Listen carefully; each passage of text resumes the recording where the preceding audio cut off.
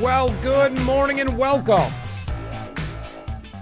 to Frankly Speaking here on WYDC TV Big Fox. I'm your host, Frank Hakem. We are broadcasting live and proudly from the Hesselson studio here on Marcus Street in Corning. We have a lot to cover today, and we have very special guest Joe Barlow from the Crystal Chords, and we'll be joined by the staff meeting quartet to sing us a nice song. That's so that you can prepare and find out all about the upcoming performance at Horseheads High School on Saturday.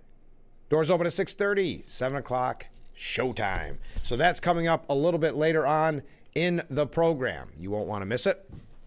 First, we've got a comment from Mark this morning. Good morning, Frank. Well, good morning, Mark. Good morning, everybody watching. Greenland has a new hat out. It says, "Make America Go Away," okay? And the Trump team leaked war plans on Yemen. Yes, that's going to be one of the major topics this morning. Trump officials were texting on this secured app called Signal. When they were doing so, it is being reported anyway that they accidentally included the editor-in-chief for the Atlantic magazine. Now, keeping in mind, he is also the reporter that, and it's many believe it's been debunked by now, they reported that Trump called members of the military suckers and losers, if you recall that story. The Atlantic is a far-left outlet, but it is being reported that Pete Hegseth and others were on this. We'll get to the whole details a little bit later on, but that they were a part of this group chat on Signal that somehow it appears accidentally included that editor-in-chief of the Atlantic. So we'll be talking about that a little bit later on. First off, we've got a couple updates. We do have a few New York State issues we need to get to as well. But yesterday, kind of later yesterday, it was reported that the Postmaster General, Louis DeJoy, is stepping down immediately. Now, Mr. DeJoy said earlier this month he had asked the government efficiency team, DOGE, for assistance with a number of issues. He resigned effective immediately yesterday. He has headed the agency since 2020. In February, he said he had asked the Postal Service Governing Board to identify his successor, but had given no indication in recent days that he planned to step down so abruptly. Republican President Donald Trump, this is from Reuters, said in February that he was considering merging the United States Postal Service with the Commerce Department, a move Democrats said would violate federal law. DeJoy said in his statement, "Much work remains that is necessary to sustain our positive trajectory," adding the Deputy Postmaster General, Doug Tolino, will head the agency until the Postal Board names a permanent successor. They have hired a search firm, he added, to look for his successor. DeJoy has led a dramatic effort to restructure USPS over the last 5 years, including cutting forecast cumulative losses over a decade to $80 billion from $160 billion. The outgoing postal chief has used tactics similar to DOGE, including shrinking the workforce and canceling or renegotiating contracts. Two media outlets reported last month that Trump was preparing to issue an executive order to fire the USPS's Board of Governors. So that is just an update, and we talked a little bit about the Postal Service yesterday. So again, Postmaster General Louis DeJoy is stepping down immediately, effective immediately as of yesterday. Okay, so what, and then that was just as a side note in case you missed it. So we talked yesterday, and we've been talking about it for a long time, the anti-Semitic protests on college campuses. Well, Columbia University gave in, if you will, caved to Donald Trump and his list of demands. Well, in, I guess, retaliation, if you will, by the students, and I'm sure some faculty, there was a protest because of this. This coming out yesterday, dozens of masked protesters, yes, masked, that's an important side note to make for a couple different reasons. First of all, one of the sticking points in the New York State budget is Governor Hochul's mask ban. We're going to talk about that in a moment as well. But also, this was a part of the crackdown on anti-Semitism on college campuses, one being the use of masks during these protests. But they swarmed Columbia University's campus less than 72 hours after school officials enacted restrictions curbing the masks to comply with the Trump administration order aimed at combating anti-Semitism in higher education. The fresh round of demonstrations led a Jewish Columbia student to question whether the new rules went far enough. Quote, they're protesting the mask ban. They're defying what they perceive as a mask ban. There is no mask ban. Eden Yeager, 21, a senior Middle East studies major, told the New York Post, it's frightening to see what was happening over the last 18 months. I'm concerned about the future of higher education. It's really disturbing what has been happening, the desecration of our community. And of course, this is, and the masks very much so, used to intimidate Jewish students on campus, used to obviously cover their face. We saw it not just on college campuses, for the intimidation factor.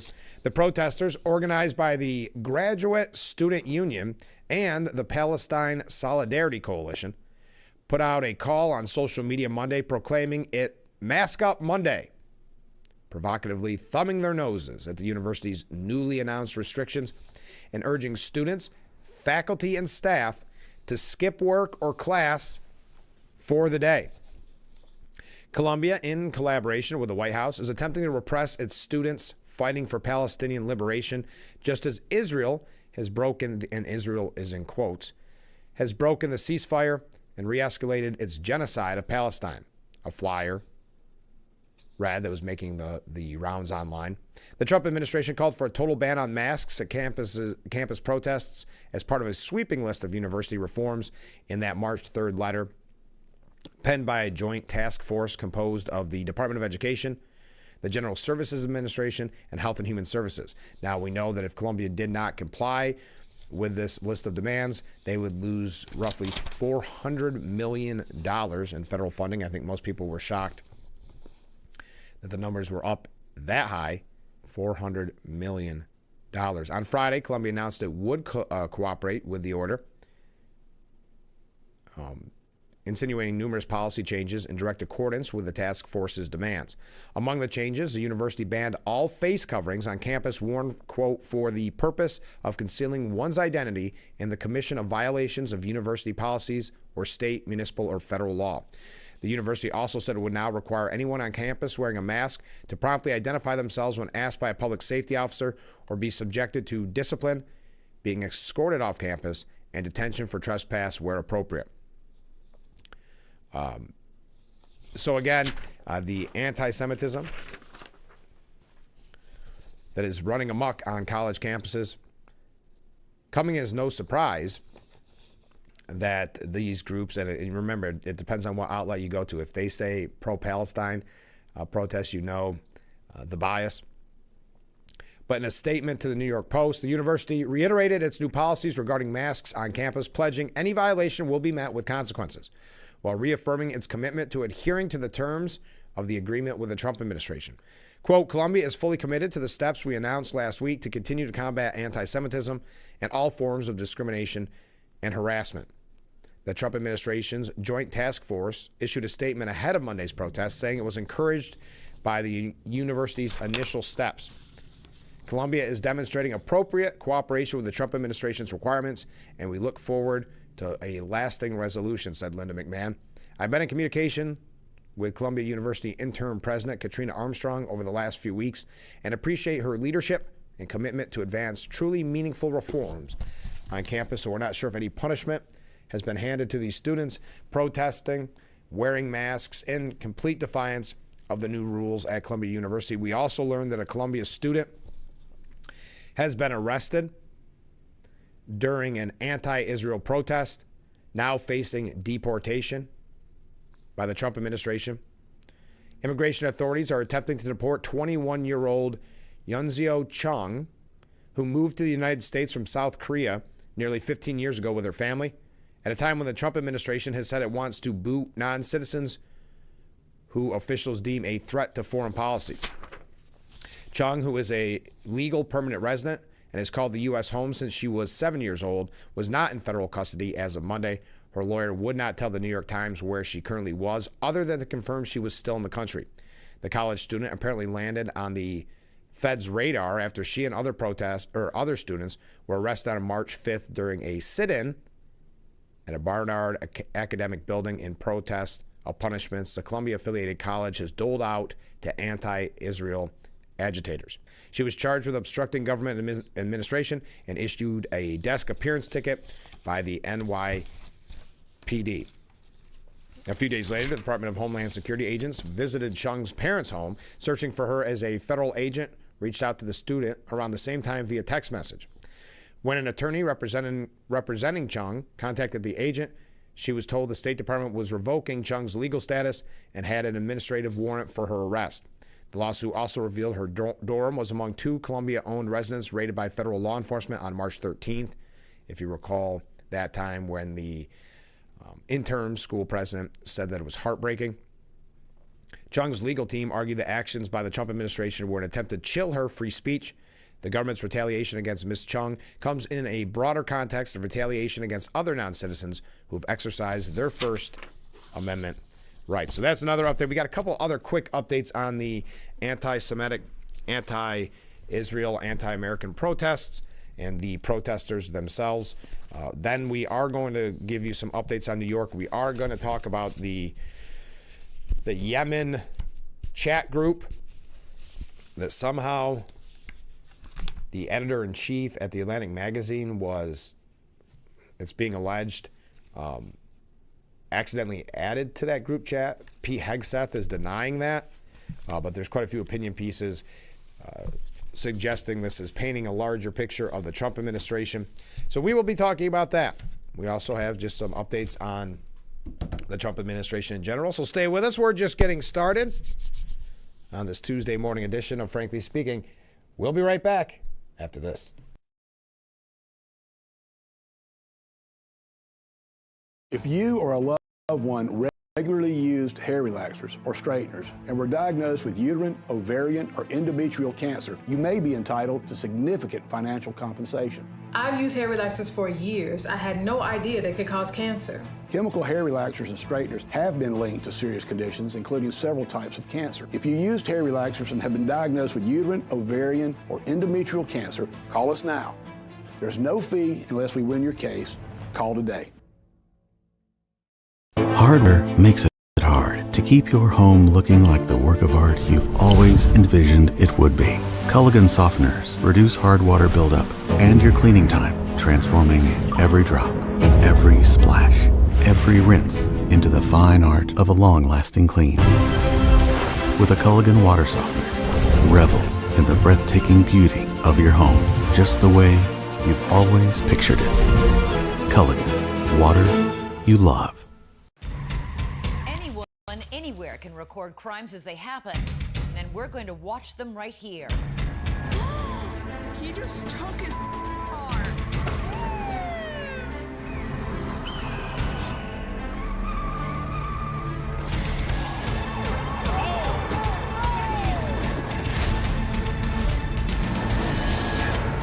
With cameras everywhere, you can run, but you can't hide. Watch iCrime.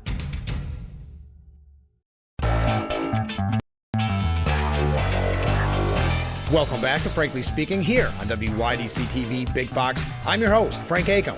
And how can we help like that in our small businesses, not to sound cliche, but are the backbone of our community? Let's talk about we. Thanks, as always, to you, the viewers, for sending in your texts and your voicemails. Now we go to a comment. This is from John in Elmira. Make sure to catch Frankly Speaking only on AM Big Fox News WYDC, or visit our website at WYDC. The Frankly Speaking Roof Cam brought to you by Boss Security in Horseheads. Contact them today for all your business and home security needs. Welcome back as we broadcast live from the Hesselson studio on Marcus Street in Corning. Comment from a viewer. Good morning. Well, good morning. Regarding the $400 million In my opinion, since Columbia University had broken the law, in fact, had done so willingly by allowing prejudice to permeate the university, it should lose the money for this year at the very least. I was shocked at the number at $400 million. That's just one university in New York. But I appreciate your point. The only reason they're making any changes is because they forced their hand with the finances. And that's pretty sad that they didn't do more to crack down on anti-Semitism before this. Now, right down the road at Cornell University student is suing the Trump administration.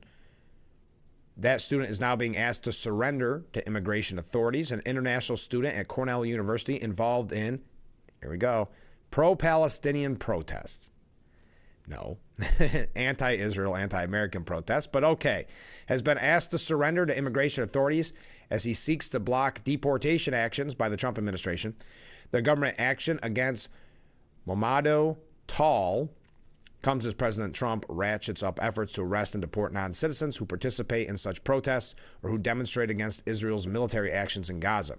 In one of the most high-profile cases, the Justice Department recently lodged new accusations against a Columbia University graduate student who has been detained and targeted for deportation because of his participation in the protests. Well, Tal, a PhD student in Africana Studies at Cornell, filed a federal lawsuit in March seeking to block enforcement of executive orders by Trump that he feared could lead to his deportation. Tal is a citizen of the United Kingdom and Gambia. On Friday, just 6 days later, the 31-year-old international student was asked to surrender to Immigration and Customs Enforcement agents. In its court filings, the DOJ said Tal's student visa was revoked before he filed his lawsuit, but ICE agents had trouble locating him.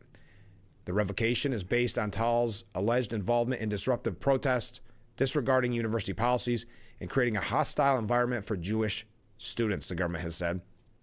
An attorney for Tal, Eric Lee, said Monday that his client is not being required to surrender before Tuesday's scheduled hearing on the lawsuit in Syracuse. Tal was temporarily suspended from Cornell for a second time last fall after a group of pro-Palestinian, again, anti-Israel activists disrupted a campus career fair. He has limited access to the upstate New York campus as he continues his studies remotely. In his lawsuit, Tal and his co-plaintiffs argue that Trump's executive orders violate the free speech rights of international students and scholars. Tal claims he was at the career fair protest for 5 minutes and had faced no criminal charges. Quote, if the First Amendment does not protect the rights to attend a demonstration, what's left? Not much. Now, again, this is coming from New York State of Politics. Pro-Palestinian protest is a way to, is kind of a PR move to downplay the clear anti-Semitism, anti-Israel nature of the protests.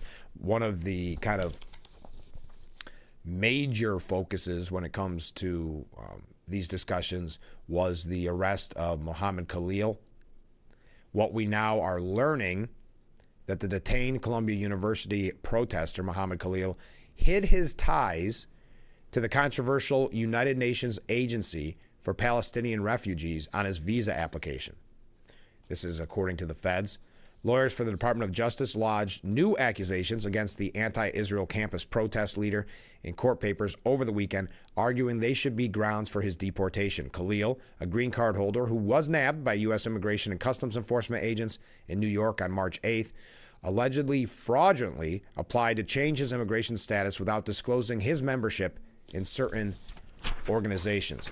Among those organizations was the UN Relief and Workers Agency for Palestine Refugees, known as UNRWA. That's a relief agency that was infamously stripped of tens of millions of dollars in federal funding after an explosive report that some of its members took part in Hamas's October 7, 2023 attack on Israel. Khalil was a political affairs officer with UNRWA from June through November of 2023. The DOJ also alleges that Khalil did not reveal he was working at the Syria office in the British Embassy in Beirut, Lebanon, when he applied for his visa, or that he was a member of Columbia University's Apartheid Divest, an anti-Israel group that set off protests at the Ivy League school. So that is an update on all of the anti-Semitic activities on college campuses. Now, we are going to talk here in just a moment a lot about New York State issues. We do have quite a bit about the Trump administration in general, the attacks on Tesla dealerships. I understand there's a big movement, and I'm not sure what you would call it, but I guess a protest against Tesla dealerships that will be taking place, I want to say, on Wednesday throughout the country. So we're going to talk a little bit about that. There's a few opinion pieces here that I think you will find interesting. But when we come back, we're going to give you an update on some New York State issues. Again, don't forget, coming up a little bit later on, we'll be talking with Joe Barlow from the Crystal Chords. She'll be telling us about their upcoming show with the Mark Twain Chorus this Saturday. We'll find out all about that. And we may just have a great song performed by the Staff Meeting Quartet, which is a part of that Mark Twain Chorus. All right, stay with us. We will be right back with Frankly Speaking here on WYDC TV, Big Fox.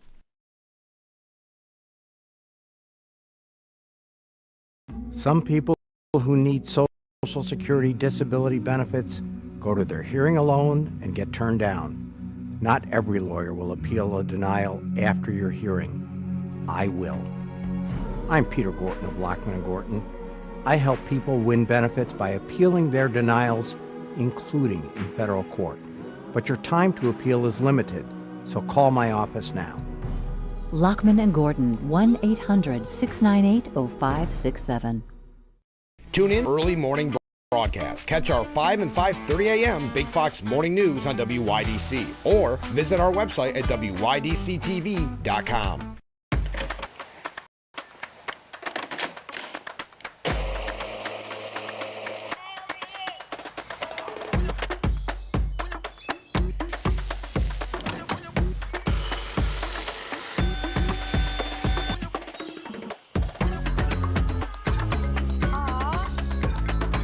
Do it all with Steel Battery.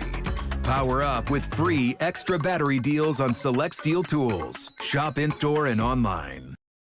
Invite you to discover what makes our school community so special, including the fact that everything, top-notch education, housing, healthcare, food, clothing, technology, and much more is provided to our students at no cost to our families.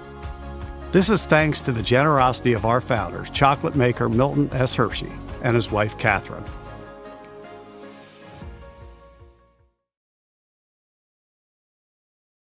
The Fox Sports app isn't just any sports app. It's your sports app. Your teams, your highlights, your scores. Get more of what you want. To the end zone. Stream your teams live.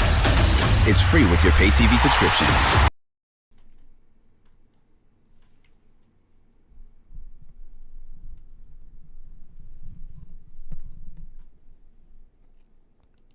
The Frankly Speaking Roof Cam, brought to you by Boss Security in Horseheads. Contact them today for all your business and home security needs. Welcome back as we broadcast live from the Hesselson studio here on Market Street in Corning. Some very interesting New York State updates. We are going to talk, and I'd love to hear your opinion. You undoubtedly have heard it by now, that it is being reported that Trump officials were texting the Yemen war plans to a secured signal group where they, it is alleged, accidentally allowed a editor-in-chief for the Atlantic magazine to be included. We're going to tell you about that and get into that in depth a little bit later on. But first, Hochul, it is being reported, Hochul has retreated, or retreats, if you will, on the lifetime peace officer ban for the striking officers during the CO strike. Governor Kathy Hochul's administration has retreated from a threat to pursue legislation that would have banned roughly 2,000 corrections officers who declined to return to work at the end of a recent 3-day strike from returning to that profession in New York. Now, this is one of the examples that we've had on this program numerous times where it just seems like Governor Hochul decides to really fight on issues that, to me, you wouldn't want to hang your hat on. For example, the vindictiveness of how she is treating the striking corrections officers that had the audacity to highlight the real serious safety issues in prison, or to highlight the unreasonable, I can't even believe legal, work hours, sometimes 24, 36-hour shifts. Then we had her fighting hard against Trump, saying that the residents of New York City demand to be taxed more with that congestion toll. But an executive order that Hochul signed March the 10th at the end of a 22-day strike had stripped the peace officer certification of the officers who refused to return to work that day. It also banned those officers from working for other state or county government agencies. We know that in some instances, and we talked to Assemblyman Palmisano about this last week, in some instances, it was people that were already on approved leave or on family leave because they didn't return, because they weren't supposed to or did not need to. They were punished too, as this kind of sweeping, you either show up or you're fired edict. The ban of those officers from working for counties, which operate local jails, drew a sharp rebuke from many sheriffs and county administrators who questioned the constitutionality of the governor's order. 2 counties, Oneida and Chemung, have filed lawsuits in state Supreme Court challenging the authority of the governor to ban those officers from working for counties where many jails are facing a staffing crisis. And on this program numerous times, whether it's talking with Sheriff Schramm out of Chemung or Sheriff Allard, who will actually be on the program tomorrow, we've talked about the serious need for corrections officers at the county level. So to ban these officers that had experience was many deemed illegal, but Governor Hochul has now seemed to back down from this. Earlier this week, representatives of New York State Sheriff's Association met with members of the governor's administration and was told by the governor's deputy secretary for public safety that after the 30-day emergency order expires on April 9th, the governor's office would seek passage of a bill permanently banning the former state corrections officers from becoming recertified as peace officers, a prerequisite for becoming a corrections officer. But several people familiar with the matter said the governor's office has since walked back that threat, and that former officers would be able to pursue recertification as peace officers, which would allow them to work at county jails. But the governor has publicly said they would not be able to return to work for a state agency. She even had that statement that she released saying, I would be very careful if I were to hire that person if I were you. Again, a sort of threat. Oneida County Executive Anthony Pacenti, whose county is home to 3 state prisons, held a news conference earlier this month and said he believes the governor's order is an abuse of the governor's authority and discretion and unlawfully intrudes on the county's power of home rule and the United States Constitution. Pacenti said the governor's order would effectively preclude those officers from obtaining another law enforcement job, whether as a corrections officer, 911 dispatcher, or sheriff's deputy, as well as any other job in the county government. This is complete and utter overreach by the governor of the state of New York, who, in the hypocrisy of it, has stated to the federal employees that have been dismissed by President Trump, come and work for New York State. But in the state, employees that have been dismissed, you can't work anywhere else in government. Completely hypocritical, completely ridiculous, complete overreach, and complete violation of home rule. We have seen this before with this governor and the state legislature. So it seems as if perhaps Governor Hochul is retreating on her lifetime ban for striking officers. Again, why she decided to pick this fight, the vindictive nature of the punishment, such things as taking away health care, not just of the corrections officers, but of course the corrections officers' families in those situations, making sure that they can never work again in New York State at the state or county or local government level. The list goes on and on, all because the corrections officers had the audacity to show really her hypocrisy and the state's hypocrisy in allowing, or mandating, I shouldn't say allowing, mandating that they work sometimes 24, 36 hours, when you know very well that if that was happening at your place of employment, the Department of Labor would be in there in a heartbeat. But when it's state employees, it's a whole different set of rules, just like with striking. How many pictures have you seen of Governor Hochul in the past standing in solidarity with striking employees until it's her workers, until it's state workers, and then it's time to be as vindictive as possible and try to destroy the careers and the livelihoods of the corrections officers that, again, just wanted to expose the real safety concerns because of the HALT Act, the safety concerns at prisons, and, of course, again, the shifts, sometimes 24 to 36 hours. Now, in the state budget, which those discussions are going on now, Assemblyman Paul Massano being on the program Fridays with Phil, saying he did not believe the April 1st deadline will be met. But you've got about a full week, a little under, before the midnight April 1st deadline for the state budget arrives.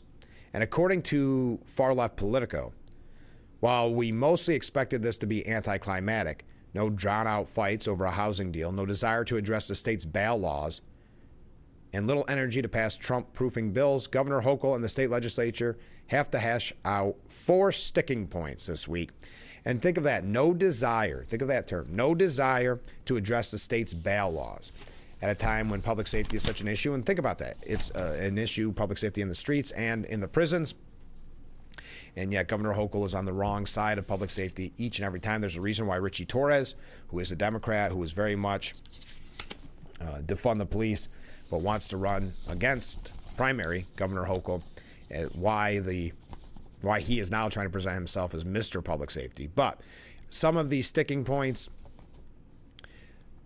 in the budget is one, involuntary commitment. Now, it sounds like Carl Hastie was not for this involuntary commitment. It sounds like it could be dead in the water, but Hochul's proposal to lower the standard by which a person can be involuntarily committed to a psychiatric facility was welcome news to Mayor Eric Adams, who has been pushing for a similar measure to address street homelessness and mental illness for years. But both houses of the legislature did not fully endorse Hochul's plan in their one-house budget proposals, meaning negotiations must continue. Quote, it's a bigger conversation, and rather than just accept wholesale this or that, it's a bigger conversation we obviously want to have, said Senate Majority Leader Andrew Stewart Cousins. We understand that people are rightly concerned, and we are too. We just want to make sure we get it right. Oof. When they say they want to make sure they get it right, it normally just takes longer and it's worse, right? Let me take a break. So that's the first sticking point in the New York State budget. A couple more, then we're going to move on. A couple quick little things, but I do want to get to the Yemen war plans that were allegedly exposed to a editor-in-chief of the Atlantic magazine. We'll be talking about that in just a moment. Keep the comments, keep the waves coming in, and we'll be right back with Frankly Speaking here on WYDC TV, Big Fox.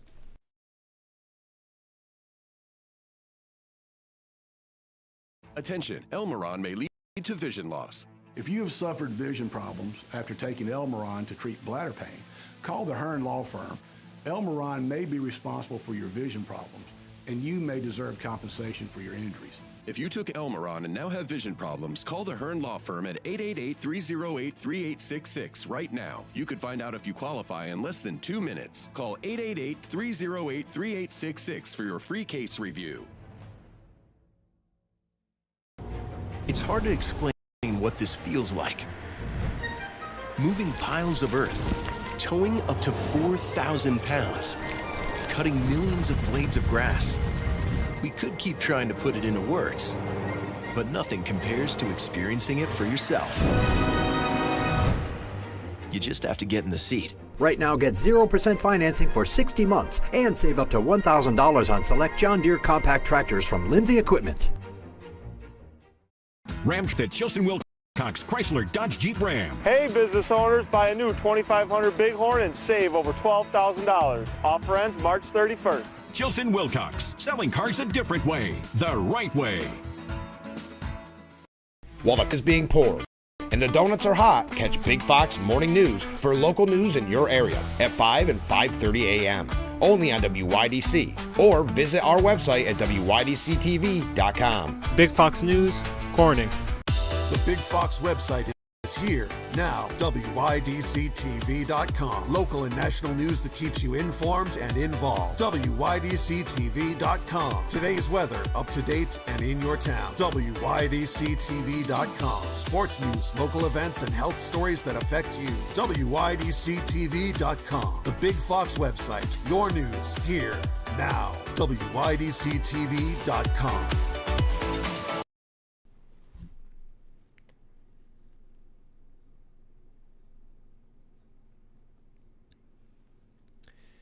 The Frankly Speaking Roof Cam, brought to you by Boss Security in Horseheads. Contact them today for all your business and home security needs. Welcome back as we broadcast live from the Hesselson studio. Comment from a viewer. Frank, correct me if I'm wrong, but didn't Palestine attack Israel first? Well, it was Hamas that attacked Israel on October 7th. Weren't they the ones who started the war? It was Hamas. If so, aren't the protesters on the wrong side of the issue? Well, the protesters are definitely on the wrong side of the issue. They are... I mean, if you look at, there's even celebrations on the one-year anniversary of the October 7th attacks on college campuses and in the streets of New York City. So, yes, thank you for that. Okay, we're talking about the 4 state budget sticking points as they near that April 1st deadline. The first I mentioned was involuntary commitment. Now, imagine, just like Politico had reported, there's no appetite. That was their term for bail reform to the bail laws. Think of every time, and this is what happens when it's one-party rule and elections have consequences, that every time there's something that is for public safety, there is a major faction in Albany that fights against it. The far left fights against it. And that, unfortunately, the far left is really the voice of Albany. They're the ones with the most power, the most say. We know Governor Hochul does not have the appetite. She does not have the backbone to fight back against the far left in her party. But the next up on the 4 state budget sticking points, the mask ban. Now, the mask ban was interesting because Governor Hochul had said a long time ago, and we were very critical. She said she was going to look into a mask ban and then went completely silent. So we were critical, saying, well, you can't just say you're going to look into it when it's making major news because of that person wearing a mask on the subways, threatening and intimidating Jewish community members. And then nothing came from it. And then late last week or mid last week, out of nowhere, it's back, the mask ban. Hochul raised this politically charged fight late in the negotiating process. Calls to ban masks at protests and in public peaked last June following pro-Palestinian, again, anti-Israel encampments at Columbia University, which prompted Hochul to call for a mask ban during a CNN interview. The governor has been largely quiet on the issue since, but she revived her efforts last week. Now, again, I would say it was more based on that subway issue than it was on the protests at college campuses. But Hochul, considered a strong ally of Israel, wants to bar people from harassing others while wearing a mask to conceal their identity in public. Progressive lawmakers strongly oppose their proposal, and a similar version enacted in Nassau County last year, arguing it would violate protesters' civil rights and pose serious concerns for people who wear face coverings for religious and health reasons. Carl Hastie has been less than enthusiastic about the measure, which the New York Civil Liberties Union opposes. Now, isn't that interesting? Obviously, there's been laws like this created in the past when it came to the hoods of the Ku Klux Klan. So this is not unprecedented. But in this instance, as it says here, progressive lawmakers opposing it. Now, what other reason would you have? Now, listen, they've already carved out exemptions for religious reasons, for health reasons. So what reason would you have to oppose this unless you have no problem with people using these masks in a form of intimidation and to cover their identity in their attacks and in their threats to Jewish community members? So it's said so matter-of-factly in this political piece that it shouldn't come as a surprise, essentially, is how they write it, that progressive lawmakers are strongly opposed to this proposal. But next up, in these issues that are going to be sticking points, I just can't imagine that that's, again, the stance you want to take as a progressive lawmaker, that you say a mask ban is where I draw the line. These people should have a right. That Jewish students and residents don't have a right not to be intimidated or threatened. The anti-Israel protesters have a right to wear a mask to seal their identity so there are no repercussions for their actions of intimidating and threatening Jewish community members. That's the stance that they are taking. Just keep that in mind. Now, the cell phone ban is another sticking point. Hochul has been telegraphing her insistence on banning phones in classrooms for about a year now, and the legislature is almost with her. But there are disagreements over whether the phones need to be banned bell to bell or if school districts could choose to permit phones during lunch and free periods. Both major teachers' unions are behind Hochul's proposal, but Stuart Cousins in the Senate opposed the bell to bell idea.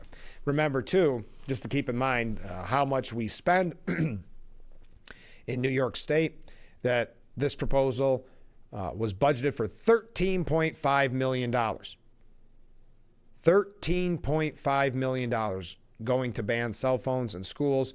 Now, you're probably saying, why not just ban the cell phones? Why is there money involved? That's the big question. That's a question that we don't have an answer to. But in New York City, they said $13.5 million was not adequate enough. Again, I would like to see the rundown, the receipts of why that would be so costly and so expensive, and why there is a fight now. Or an opposition to the bell-to-bell idea is kind of confusing to me. And finally, discovery. Hochul worked early to gin up support for a proposal to lessen the load on prosecutors when it comes to pretrial evidence sharing requirements with defense attorneys. The state's District Attorneys Association, all 5 city DAs, Al Sharpton, Eric Adams, and Attorney General Letitia James are all behind Hochul's proposal. The governor devised this plan in response to a sharp uptick in criminal case dismissals prosecutors say were caused by Albany's 2019 discovery reforms. At the time, the legislature was reacting to documented cases of abuse in the criminal justice system. Neither Stuart Cousins nor Hasty endorsed Hochul's proposal, and Hasty indicated earlier this month he is open to changing the law to empower judges, not prosecutors, to determine what evidence should be shared. So there are your sticking points in the New York State budget. Now, according to Ross Barkman, in the piece on politics, Mr. Barkman believes that, quote, Kathy Hochul is finding her footing. It would be a mistake, he writes, to underestimate Hochul a year out from what might be a competitive Democratic primary and general election. Yes, 2 of her potential opponents, Democrat Representative Richie Torres and Republican Representative Mike Lawler, are potent. Yes, the fact that her own lieutenant governor, Antonio Delgado, deserted her and may primary her too is a cause for concern. But none of that guarantees her downfall. While Mayor Adams appears terminally weakened, Hochul herself is not nearly as hated. Her overall job approval rating, according to the most recent Siena poll, is 46%. It's nothing to celebrate, but it is also respectable, given the anti-incumbent mood that permeates American politics. There's evidence to suggest that President Trump might be good for Hochul. Hochul has held firm on congestion pricing, which has steadily grown in popularity and has struck the proper balance between negotiating with the president and showing the public she's open to battle him. Okay, and I asked this question completely unbiased. Are there people in New York City or in the surrounding areas that are really this supportive of congestion pricing, that they're willing to vote for someone because they're fighting to tax them more? I mean, whatever you want to say about the popularity, I still would find that shocking if the congestion pricing is popular. But to suggest that that's helping Kathy Hochul get her footing because she is willing to fight Trump for you so you can pay more taxes just seems nonsensical to me. But Hochul is nothing like Bernie Sanders, who draws enormous crowds railing against the oligarchy. But she's also not earning the ire of the Democratic base. Democrats seem to perceive her as a no-nonsense leader who is not, like Attorney General Letitia James, going to be bullied by Trump. Who is not, like Attorney General? Okay. She struck an intriguing middle ground, not acquiescing to Trump, but also recognizing loud resistance will only carry you so far. In the Siena poll, neither Torres nor Delgado performed particularly well. Delgado was at 11% and Torres was at 10%. If both men run in the primary next year, the vote will be split and Hochul will cruise to victory. If Torres is her sole opponent, he is more well-known than Delgado and might be able to raise more money. Hochul will have to worry a bit more. But Torres, for all his charisma and relative youth, still has vulnerabilities. It is hard enough to primary a sitting governor, but even harder, perhaps, to do it from the right in a Democratic primary. Torres has been blasting Hochul for crime in the subway and other quality of life issues, sounding similar to Tom Suozzi, the centrist congressman who ran against Hochul in 2022. It should be remembered, too, incumbent governors in New York tend to last a long time if they don't run into scandal. George Pataki served for 12 years. Cuomo would have made 12 if he hadn't been forced from office after getting accused of sexual harassment, but he is now a front-runner for mayor. Hochul has overseen a scandal-free administration thus far, and her opponents may struggle to find the single issue that knocks her out. Couple the reality with Hochul's fundraising prowess, and it's Torres, Delgado, and Lawler who might be on the outside looking in next year. That's according to Ross Barkman. On politics, Kathy Hochul is finding her footing. Your thoughts? But we got to take a break. Running a little bit late. Stay with us. We'll be right back with Frankly Speaking here on WYDC TV, Big Fox. When it comes to pizza, subs, wings, strombolis, and calzones, nobody does it better than Picnic Pizza. Picnic Pizza has been serving the Twin Tiers for over 40 years. With 2 convenient locations to serve you, Horseheads and Big Flats, you can dine in, carry out, or we'll deliver in a 5-mile radius. We offer everyday in-house specials like a family pack, 1 large pizza, 1 dozen wings, and 1 quart of soda. Having a party? How about a party pack? 1 sheet pizza, 2 dozen wings, and 2 quarts of soda. Picnic Pizza, the best darn pizza in the area. Tune in early morning broadcast. Catch our 5 and 5:30 a.m. Big Fox Morning News on WYDC or visit our website at WYDCTV.com. Now is it best? Purchase your swimming pool at Hustleson's at our annual spring pool sale and get on the installation list early. Save $500 to $1,000 in every 2025 installed gold or diamond pool package. Have Hustleson's expert installation crews install it for you or do it yourself. Either way, the warranty is the same and enjoy the savings. Hustleson's also offers 0% interest financing options up to 5 years. Save on chlorine tablets, solar covers, steps, electric pool cleaners, and more. This spring pool sale will end March 31st, so come in early for the best selection. After 70 years, it's still fun to poke in the corners at Hustleson's. Every Judge Ebony K. Williams presides. Untrue, Your Honor. What, you're going to have your turn. Is another day when right prevails over wrong. I can tell what happened to you, sir, because I was born at night, not last night. The only thing that matters, sir, is how I see it. Equal Justice with Judge Ebony K. Williams.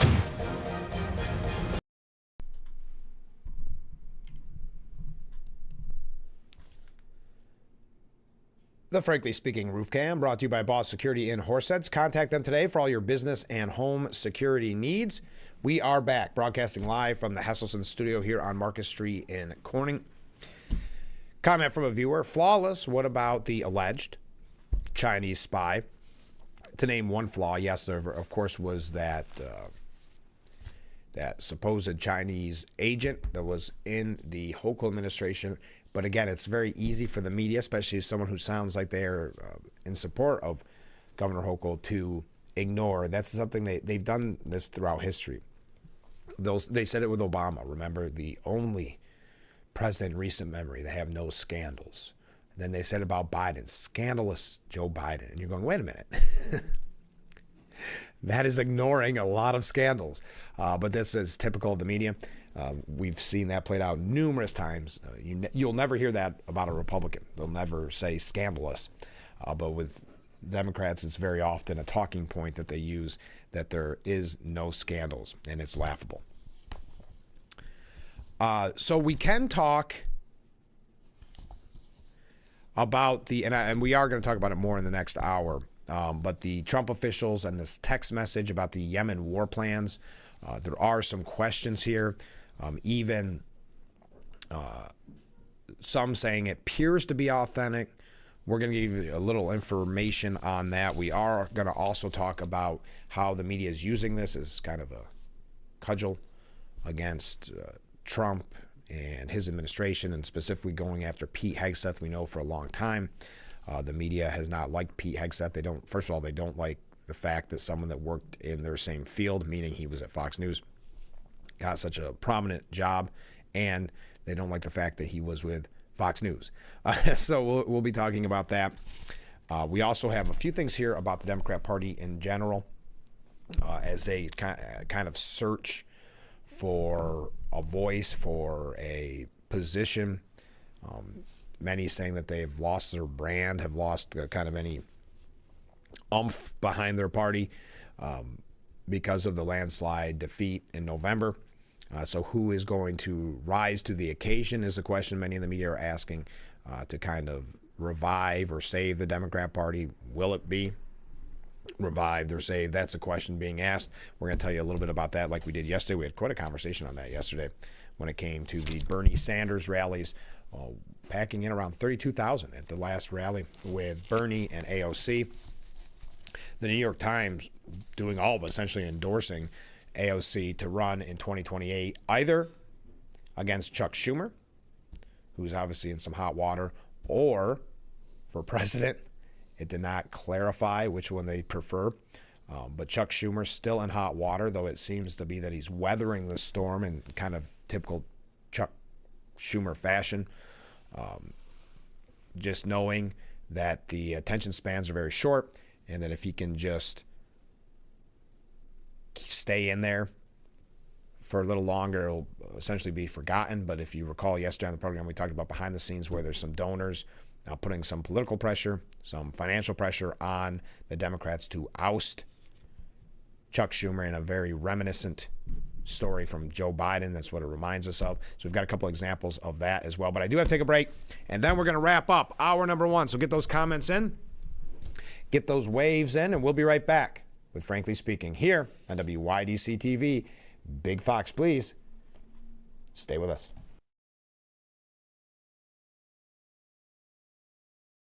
If you or a loved one regularly used hair relaxers or straighteners and were diagnosed with uterine, ovarian, or endometrial cancer, you may be entitled to significant financial compensation. I've used hair relaxers for years. I had no idea they could cause cancer. Chemical hair relaxers and straighteners have been linked to serious conditions, including several types of cancer. If you used hair relaxers and have been diagnosed with uterine, ovarian, or endometrial cancer, call us now. There's no fee unless we win your case. Call today.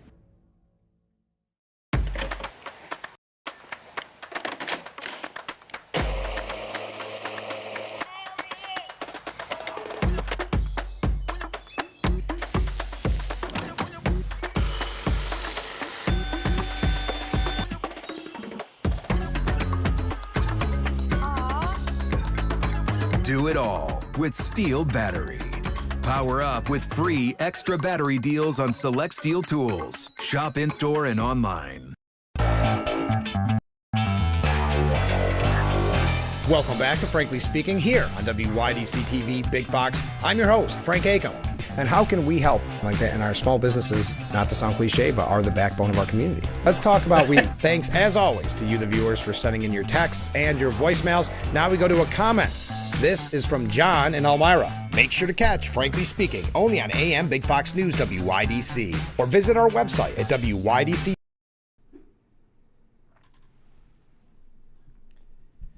The Frankly Speaking Roof Cam brought to you by Boss Security and Horseheads. Contact them today for all your business and home security needs. Welcome back. It's hard to believe. Hour number one, nearly in the books. Don't forget, coming up in the next hour, we will hear from Joe Barlow with the Crystal Chords. They have a performance coming up this Saturday at Horseheads High School. It is the Crystal Chords and the Mark Twain Chorus banding together for that amazing event. Also, we may just hear from the staff meeting quartet, part of the Mark Twain Chorus, with a special song for Frankly Speaking this morning.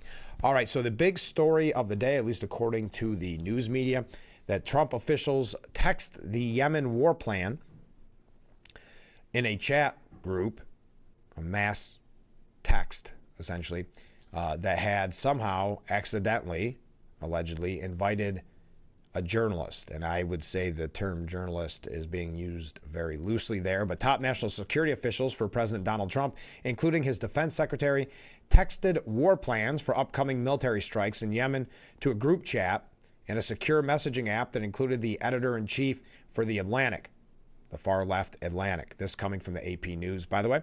The National Security Council said the text chain, quote, appears to be authentic. Trump initially told reporters he was not aware that the highly sensitive information had been shared. 2.5 hours after it was reported, he later appeared to joke about the breach.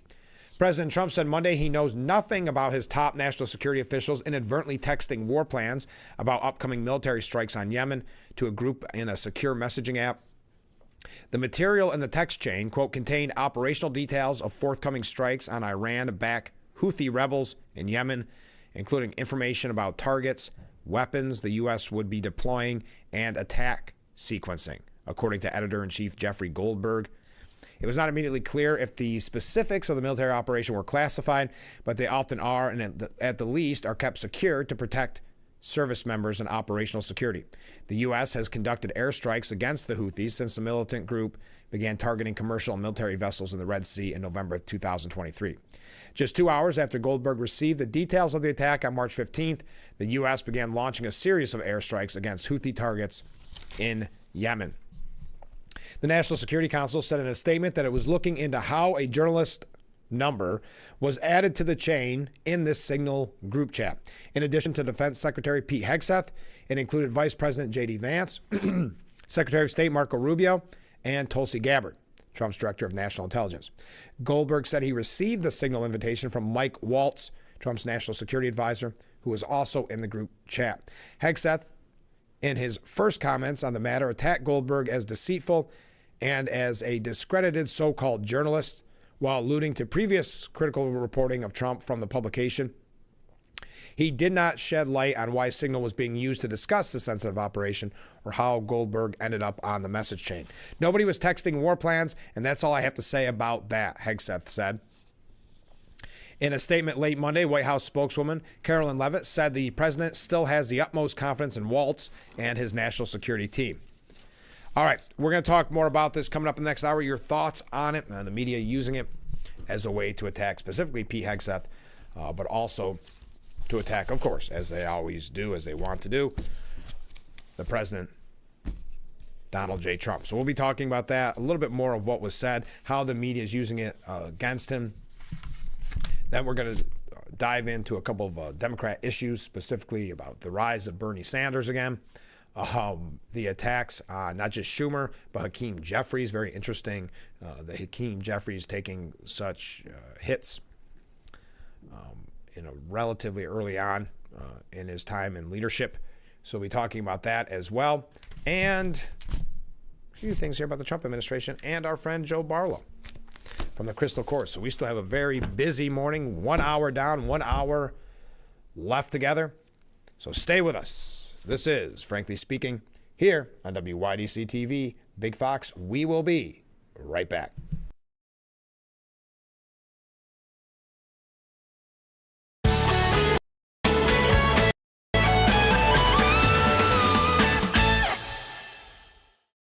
Invite you to discover what makes our school community so special, including the fact that everything, top-notch education, housing, healthcare, food, clothing, technology, and much more is provided to our students at no cost to our families.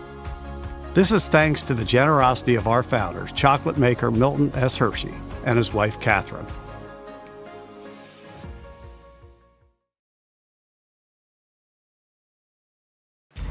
Anyone, anywhere can record crimes as they happen, and we're going to watch them right here. He just took his car.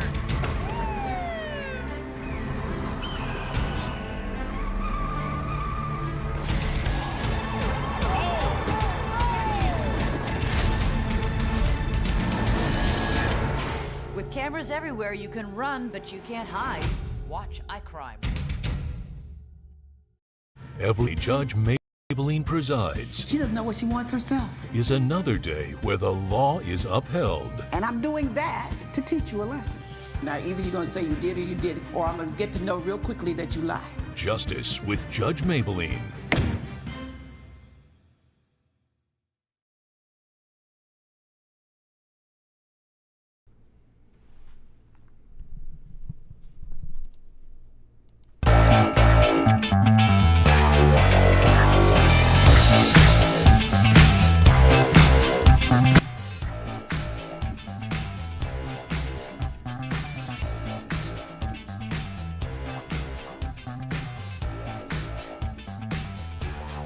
Hour number 2 of Frankly Speaking here on WYDC TV Big Fox. I'm your host, Frank Hakem. We are broadcasting live from the Hesselson studio here on Market Street in Corning. Thank you so much for joining us this morning. I missed a couple of comments here. We'll get to them in the next segment. But we were talking about the supposed texts about the Yemen war plans, that in that mass text exchange, a quote-unquote journalist, the editor-in-chief for The Atlantic, was included somehow. They believe it was Waltz who included him, with Carolyn Leavitt even saying that the president still has the utmost confidence in Waltz as the national security team. Trump told reporters, "I don't know anything about it. You're telling me about it for the first time." He added that The Atlantic was not much of a magazine. By early evening, the president jokingly brushed it aside. He amplified a social media posting from Elon Musk spotlighting a conservative satirical news site article with the cutting headline, "4D Chess, Genius Trump leaks war plans to The Atlantic where no one will ever see them." Government officials have been used Signal for organizational correspondence, but it is not classified and can be hacked. Privacy and tech experts say the popular end-to-end encrypted messaging and voice call app is more secure than conventional texting. Now, needless to say, reaction poured in quickly. The media and some talking heads were all over it. Chuck Schumer called for a full investigation. Of course he did. He's trying to distract from the calls for him to be ousted from leadership. So he is going to strike the iron when it's hot. He's going to make hay when the sun shines wherever he can. This is one of the most stunning breaches of military intelligence I have read about in a very, very long time, Schumer said. If true, this story represents one of the most erroneous failures of operational security and common sense I've ever seen, said Senator Jack Reed of Rhode Island, the top Democrat on the Senate Armed Services Committee. He said Americans' lives are on the line. The carelessness shown by Trump's cabinet is stunning and dangerous. I will be seeking answers from the administration immediately. Representative Jim Himes of Connecticut said he was horrified by the reports. He said if a lower-ranking officer did what is described here, they would likely lose their clearance and be a subject to criminal investigation. The American people deserve answers. Now, some Republicans, it should be noted, also expressed concerns. Senator Roger Wicker said, "We're very concerned about it and we'll be looking into it on a bipartisan basis." Senate Majority Leader John Thune said he wants to learn more about what happened. Obviously, we've got to run it to the ground, figure out what went on there. Mike Johnson, Speaker of the House, Mike Johnson, said, "I think it would be a terrible mistake for there to be adverse consequences on any of the people that were involved in the call. They were trying to do a good job. The mission was accomplished with precision."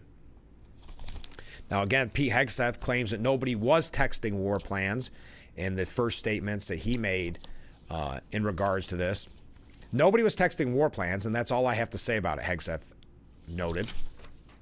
The magazine's top editor, The Atlantic, the far-left Atlantic, Jeffrey Goldberg, revealed in the piece that he was inadvertently included in a group text on the encrypted Signal app with Hegseth, J.D. Vance, Mike Waltz, others.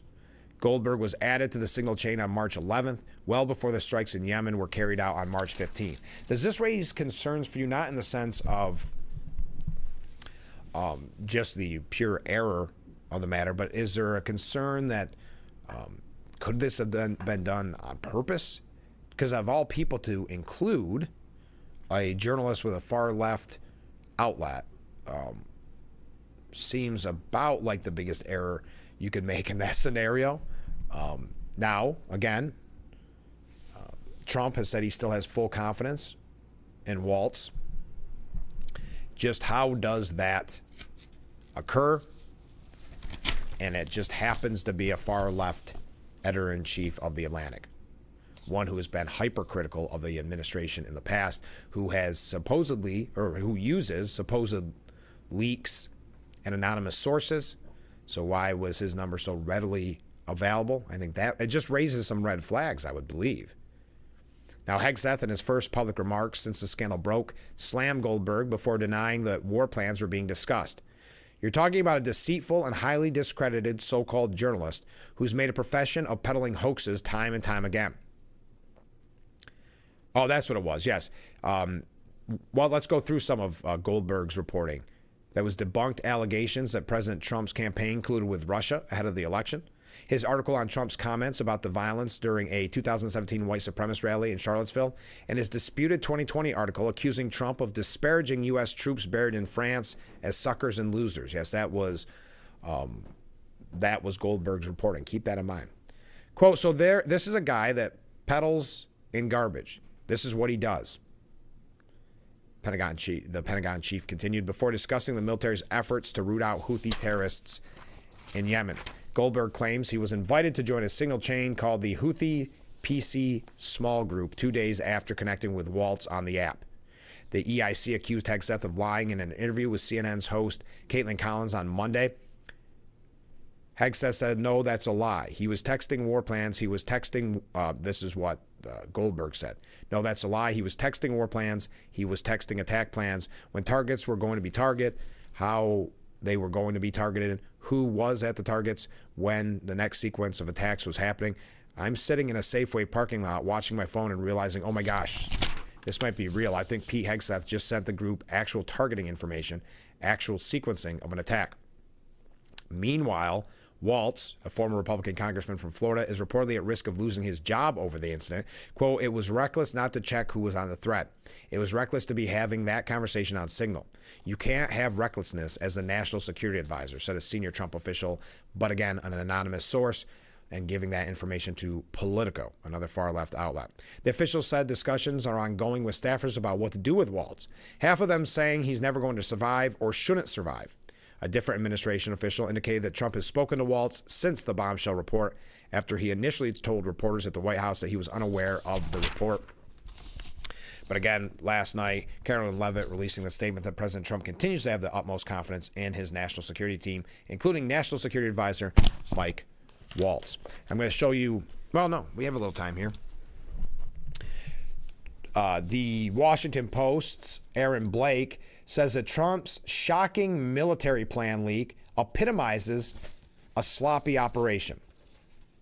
The second Trump administration has clearly made a decision to move fast and break things.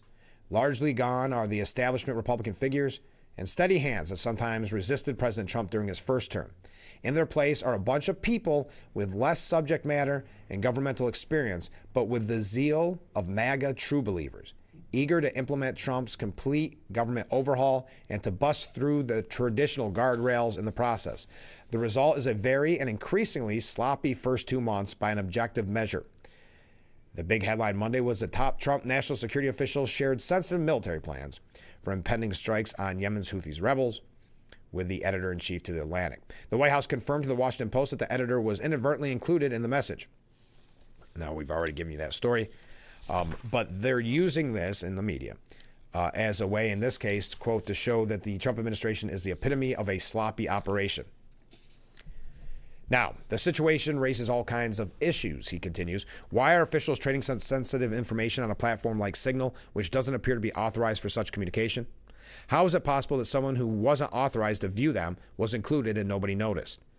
Given that the Signal message were scheduled to automatically disappear after a period of time, how does that not violate federal records law that requires such communications to be preserved? And finally, how does the White House square this apparent national security breach with Trump's long-running criticisms of Hillary for using a private email server? Trump once said Clinton should be in jail, claiming he endangered national security. All these questions will be big ones in the hours, days, and weeks ahead. All right. So the epitome, according to the Washington Post, the epitome of a sloppy operation. We've got a couple other comments on this. Then we're going to move along. One more segment before we talk with Joe Barlow from the Crystal Chords. I'll read your comments, a lot coming in. We'll get to as many as we possibly can when we come back, but stay with us.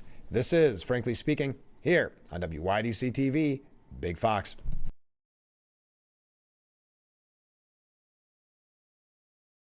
Attention, Elmeron may lead to vision loss. If you have suffered vision problems after taking Elmeron to treat bladder pain, call the Hearn Law Firm.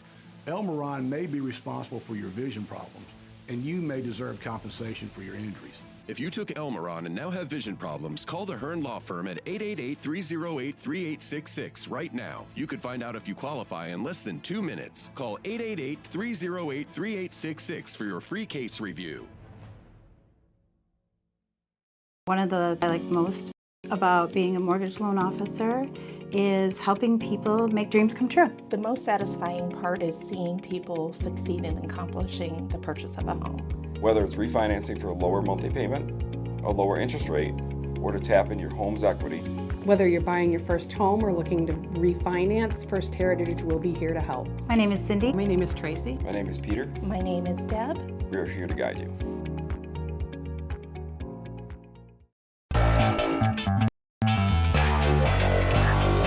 Welcome back to Frankly Speaking here on WYDC TV, Big Fox. I'm your host, Frank Acom.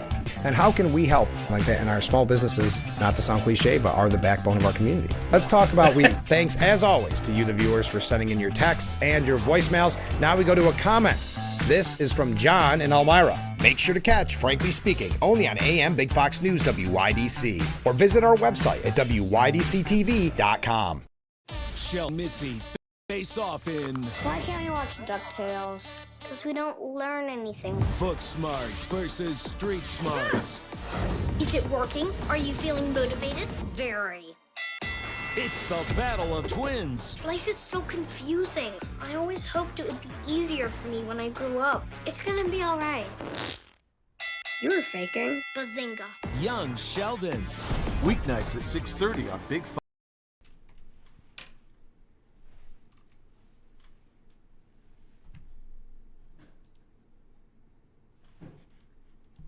The Frankly Speaking Roof Cam, brought to you by Boss Security in Horseheads. Contact them today for all your business and home security needs.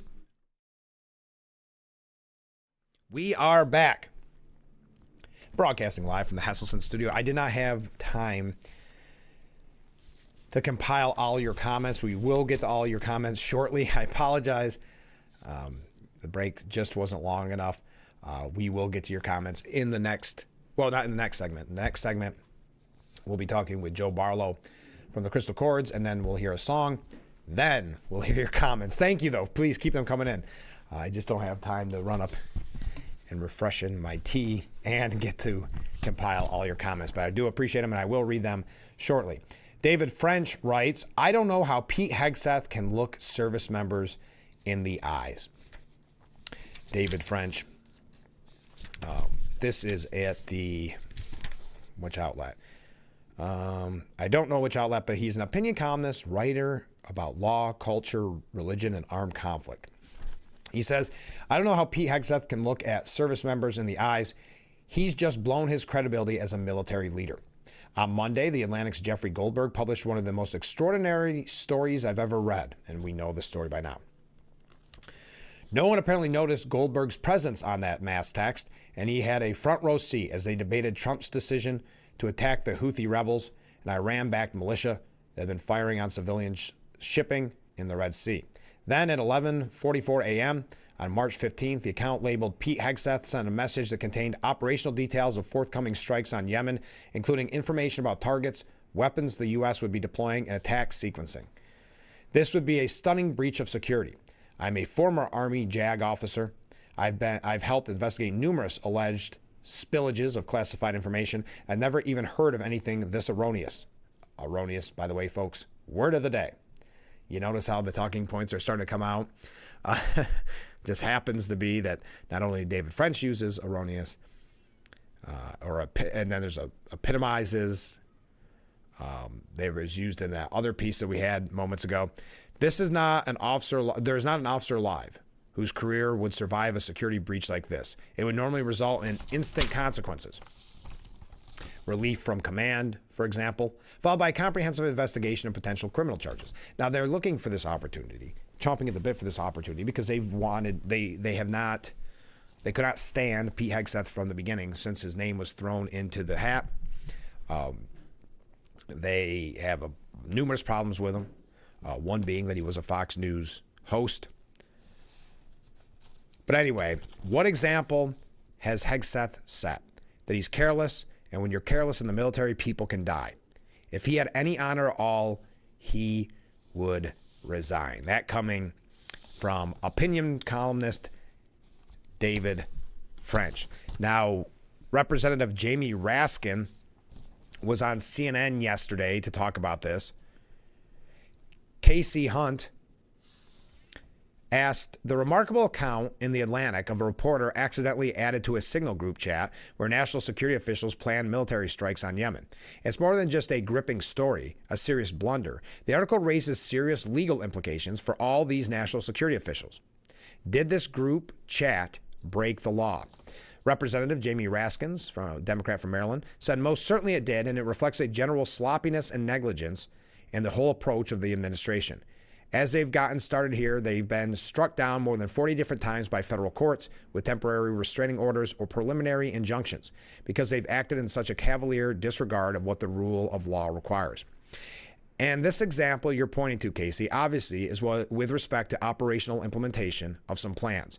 But if you look at what the underlying plan was, it's Congress that declares war on Venezuela or on Yemen. It's not the President of the United States. So it's both this tremendous operational negligence and sloppiness that has been shown, but also the idea that they act in complete defiance of what the Constitution says and what the rule of law stands for. Our democracy is under siege. And as we've seen, dozens of actions by the Trump administration have been struck down in federal court as a violation of the Constitution and the rule of law. We're really in the fight of our lives right now. There you are, folks.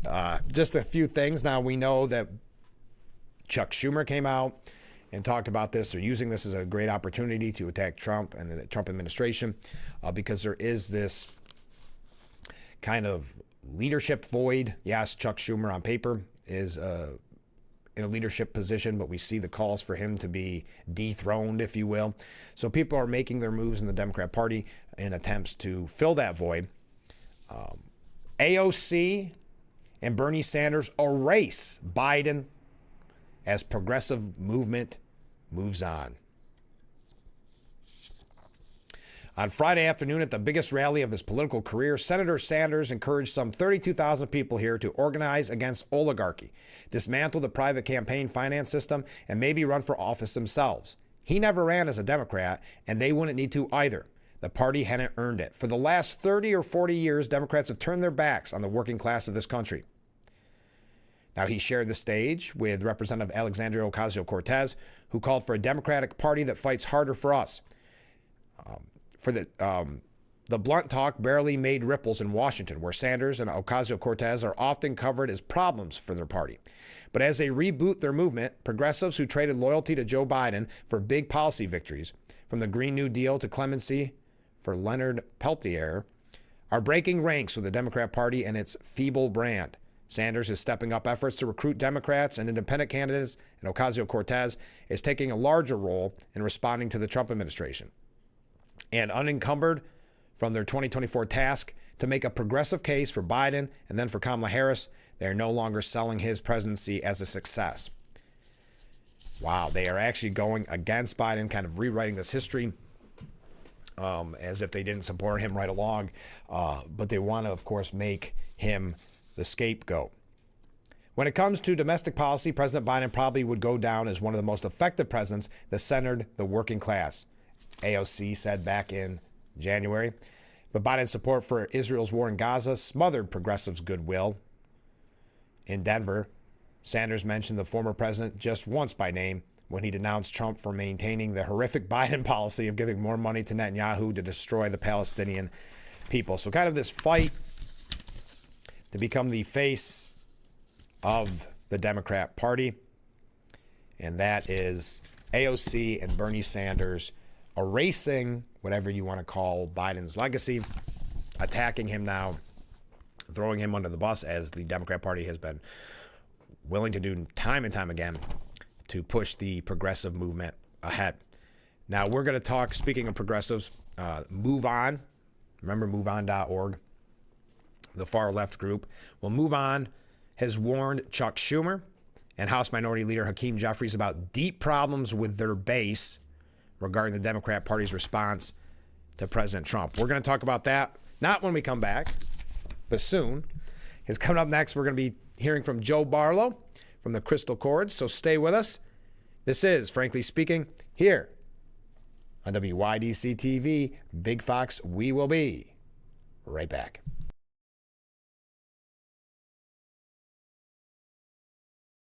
The bold, smooth taste of Bradley Street Coffee. The aroma alone can transport you to your happy place. So why not share the feeling? Pick up a multi-pack and share the bold, distinctive taste of Bradley Street Coffee.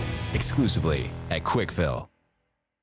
Tune in for early morning broadcast. Catch our 5 and 5:30 a.m. Big Fox Morning News on WYDC, or visit our website at WYDCTV.com. Now is it that purchase your swimming pool at Hustleson's during our annual spring pool sale and get on the installation list early. Save $500 to $1,000 in every 2025 installed gold or diamond pool package. Have Hustleson's expert installation crews install it for you or do it yourself. Either way, the warranty is the same and enjoy the savings. Hustleson's also offers 0% interest financing options up to 5 years. Save on chlorine tablets, solar covers, steps, electric pool cleaners, and more. This spring pool sale will end March 31st, so come in early for the best selection. After 70 years, it's still fun to poke in the corners at Hustleson's.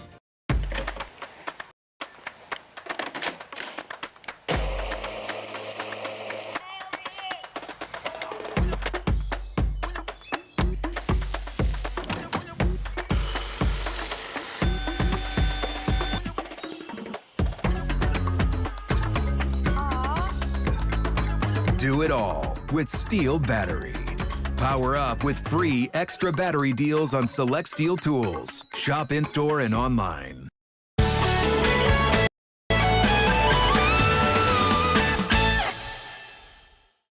It's a season of sharing. Having a good time has always been my number one goal. I tend to get crazy. At my age, I should not be jumping up and down like that. And if you don't know what I mean, ask your mama. The young ones, y'all like, we don't know what you're talking about. But I promise you, in 30 years, you will. It's the best time in daytime. Weekdays at 2 p.m. on Big.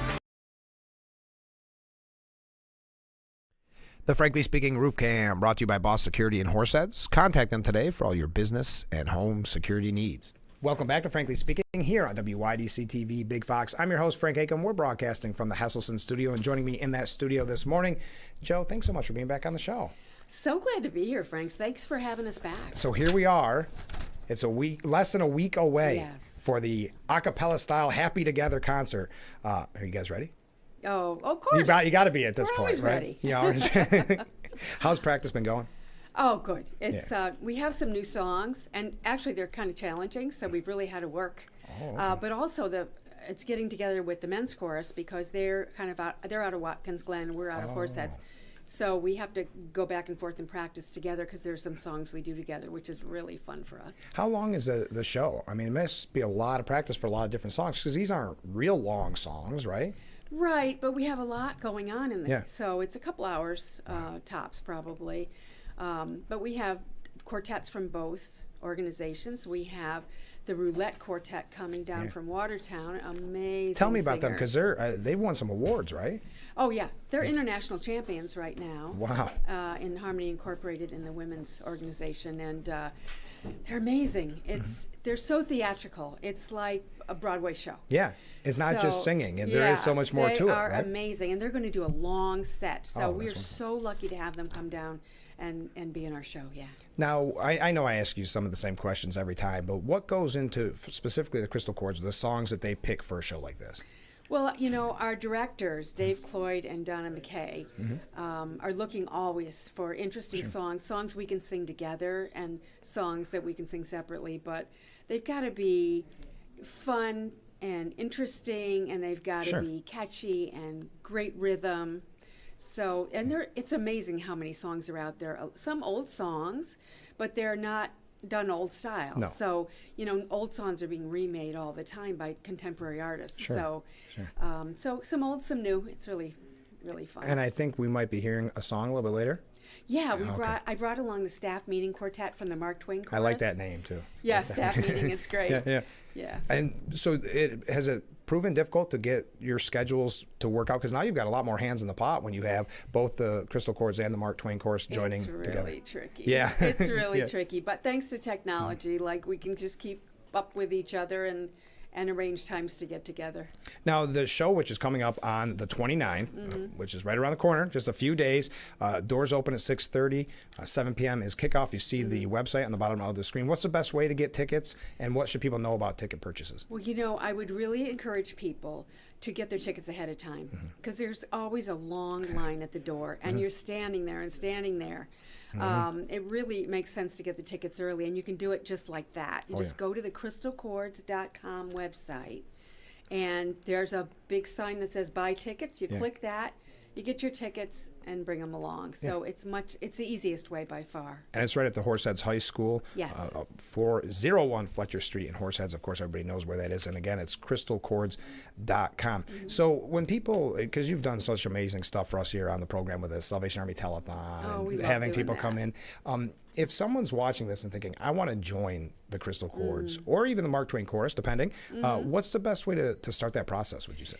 Well, we rehearse on Tuesday nights at the First United Methodist Church in Horseheads. Okay. So if someone's interested in checking out Crystal Chords, just come on down on a Tuesday night around 7. Or you can go to the website at crystalchords.com, and there's a link there to click if you're interested. So we love to have women come check us out. We had a guest night last summer, and we had a whole bunch of women from the community come, and they just had the best time.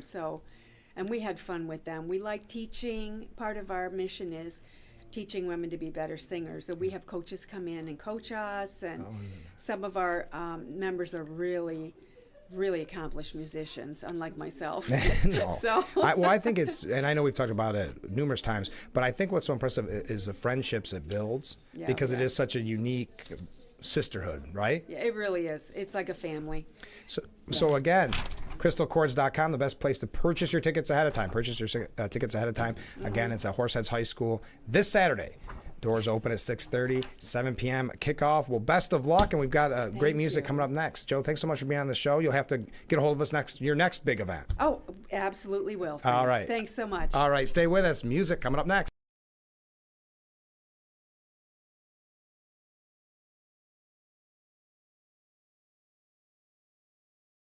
If you or a loved one regularly used hair relaxers or straighteners and were diagnosed with uterine, ovarian, or endometrial cancer, you may be entitled to significant financial compensation. I've used hair relaxers for years. I had no idea they could cause cancer. Chemical hair relaxers and straighteners have been linked to serious conditions, including several types of cancer. If you used hair relaxers and have been diagnosed with uterine, ovarian, or endometrial cancer, call us now. There's no fee unless we win your case. Call today. Anywhere can record crimes as they happen, and we're going to watch them right here. He just took his arm.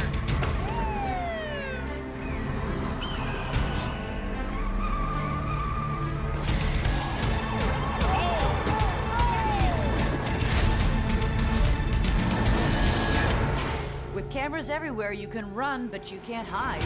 Watch iCrime.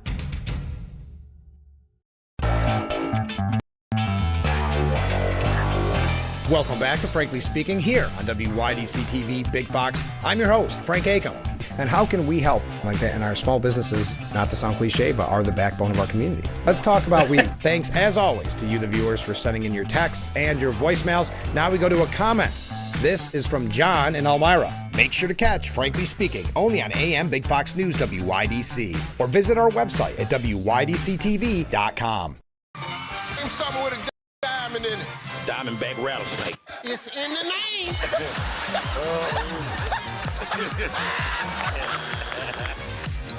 Name a low-calorie food you might make your edible underwear out of. Salmon. Watch it weeknights share it the next day. Wild caught Norwegian teriyaki. Share in the fun. Weeknights on Family Feud. 7 and 7:30 on Big. Welcome back to Frankly Speaking here on WYDC TV Big Fox. I'm your host, Frank Aiken. We're broadcasting from the Hesselson studio. And joining us in the studio, it's the staff meeting quartet from the Mark Twain Chorus. Take it away, guys.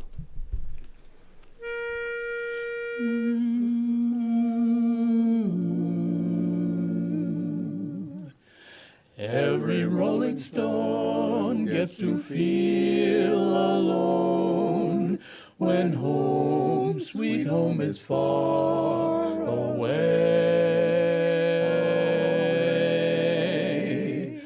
I'm a rolling stone who's been so alone until today. Because I'm gonna take a sentimental journey, gonna set my heart at ease. I'm gonna make a sentimental journey to renew old memories. I got my bag, I got my reservation. Spend each time I could afford. And like a child in wild anticipation, long to hear that all aboard. 7, that's the time we leave. 7, I'll be waiting up for heaven, counting every mile of railroad track that takes me back. Never thought my heart would be so yearning. Why did I decide to roam? I've gotta take a sentimental journey, sentimental journey home, sentimental journey home, sentimental journey home. My journey home. That was wonderful. Thank you so much. Best of luck with your upcoming performances. And we'll be right back with Frankly Speaking. Stay with us.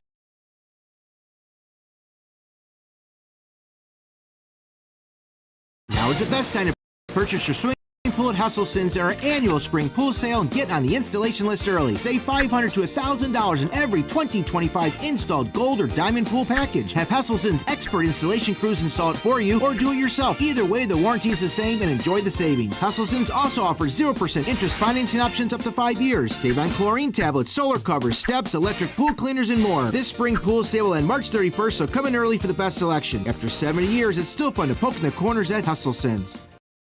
Invite you to discover what makes our school community so special, including the fact that everything, top-notch education, housing, healthcare, food, clothing, technology, and much more is provided to our students at no cost to our families.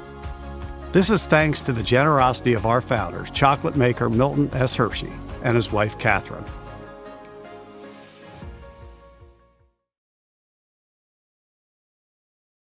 Every day, Judge Mathis presides. Don't you ever form your mouth to talk to me like that. What's wrong with you? Is another day when someone gets what they deserve. I throw you out my courtroom talking crazy like that. Mathis Court with Judge Mathis.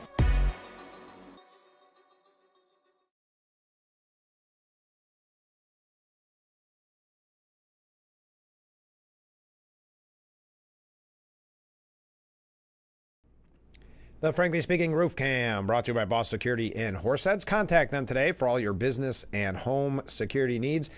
We are back, broadcasting live from the Hesselson studio. Thank you to our guest, Joe Barlow from the Crystal Chords, and that great tune by Staff Meeting Quartet from the Mark Twain Chorus. I appreciate them being on the program this morning, changing it up just a little bit. Don't forget, on tomorrow's program, we'll be talking with Steuben County Sheriff Jim Allard. On Thursday, it's Corning Mayor Bill Boland, and on Friday, it's former Congressman and current Assemblyman Joe Sempolinski. So get your questions questions in for any of those guests. Again, starting with Sheriff Allard tomorrow. Okay, time to play some catch up with some viewer comments. Ouch. Just cut myself. Rule number 1.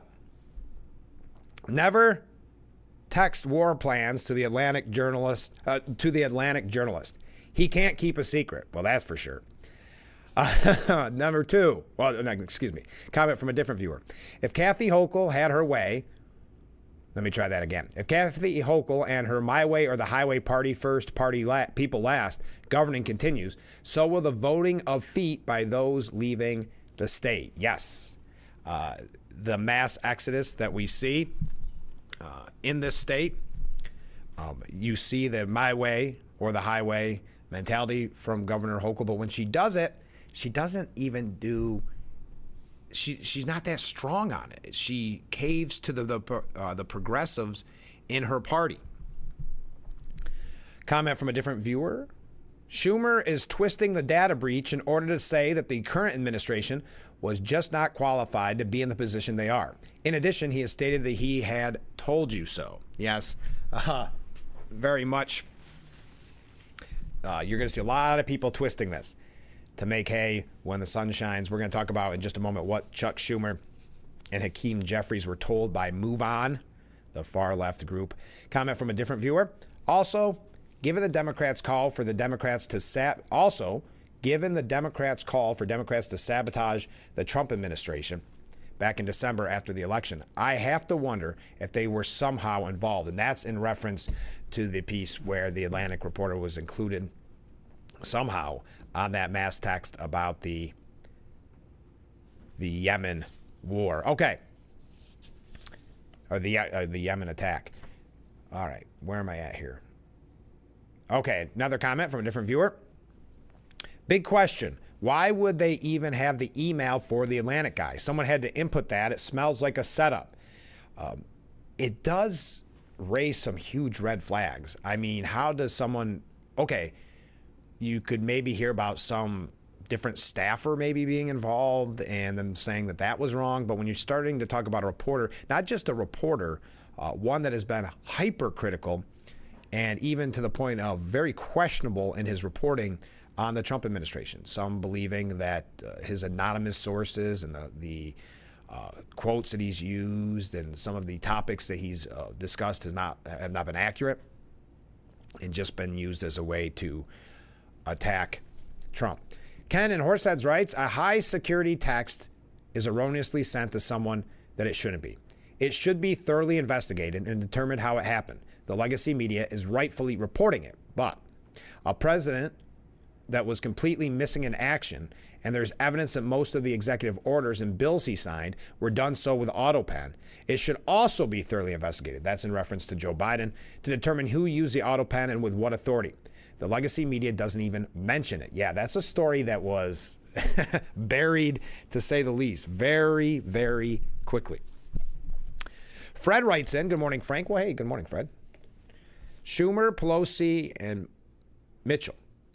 It's about time all the geriatric leadership be turned out to pasture just before they act like Biden, who was right there with them for over 40 years.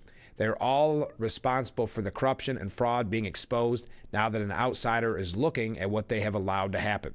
Our founding fathers were actually rather young men at the time of their founding, of the founding movement, not the elderly men as usually depicted in photos, yes, and paintings. Yes, good point, Fred also writes, as I recall, Biden openly warned the Houthi rebels long before an attack, allowing them to move people and equipment away from danger. Yes, that's a very good point. And finally, after we play catch up with viewer comments, it's nice to hear that what the Democrats will do if the war plan leak is true. But if it's false, the story will disappear while the accusers will move along to the next bombshell.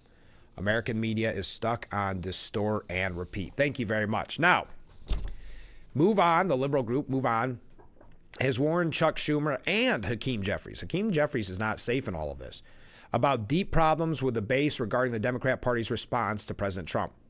Politico reported that the group wrote a letter to the two leaders saying that Democratic lawmakers have been inactive in Congress. Oof. The memo features results from a survey of Move On's members, highlighting the challenges Democrat lawmakers encounter from their progressive supporters. And that's why Chuck Schumer had to postpone or cancel his book signing tour. The survey revealed that 78% of participants feel that congressional Democrats are not fully committed to opposing Trump, while 49% indicate they are less inclined to volunteer or contribute to Democratic efforts due to the party's inadequate response to Trump. The letter further warned that grassroots volunteers and donors would stop helping the Democrat Party if this inaction continues. And that's one of the real threats. And that's why I said yesterday it was very reminiscent of what happened to Joe Biden. When you start to talk about donors, volunteers too, don't get me wrong, but donors, that's when people start to maybe change their tune on who should be in a leadership position. It's interesting to see that Hakeem Jeffries is finally getting kind of the rightful criticism. Very often he is kind of immune from the criticism, but then every once in a while there'll be a rumble and saying, wait a minute, we didn't have a good election. What is Hakeem Jeffries doing about it? We know that the push for Chuck Schumer has been pretty consistent since he was at that protest, the anti-Musk protest, yelling, we will win, just a few short months after they lost historically. Nothing about the moment is normal, the letter argues, saying that Democrats must deal with the threat that President Trump, his administration, and unelected billionaire Elon Musk pose to our society. I do think it's interesting when they say unelected. How dare that unelected person go in and clean house of unelected bureaucrats? It's kind of interesting. It is no exaggeration to say that lives will be destroyed due to their destruction, cuts to Medicaid, Social Security, cancer research funding, USAID programs for children and families, and much more. The group called for a collective effort to challenge rampant corruption and mitigate as much harm as possible to the American people, our rights, and our freedoms. We should tell people what President Trump and Musk are doing to people's lives on every platform available, full stop. So cringeworthy whenever people use that full stop. That includes engaging with a massively effective right-wing digital ecosystem. But outside of their turf, we need to reach people where they're at and with messengers who cut through the noise. The group noted that some Democrats are countering Trump with a bold and outspoken resolve, urging the party to showcase fresh voices, elevate new members of Congress, and showcase fresh voices in the party. There's a new generation of forthright, engaging, authentic, and relatable lawmakers who are meeting the moment. They're already showing young, disengaged folks that a better future is possible. So signaling there, to that viewer's point, maybe new leadership, perhaps highlighting the voice of the younger Democrats. Now, according to Tom Suozzi, the New York representative, he's a Democrat, but won in that Trump district. But that's a little bit different because wasn't that the George Santos district, if I'm not mistaken?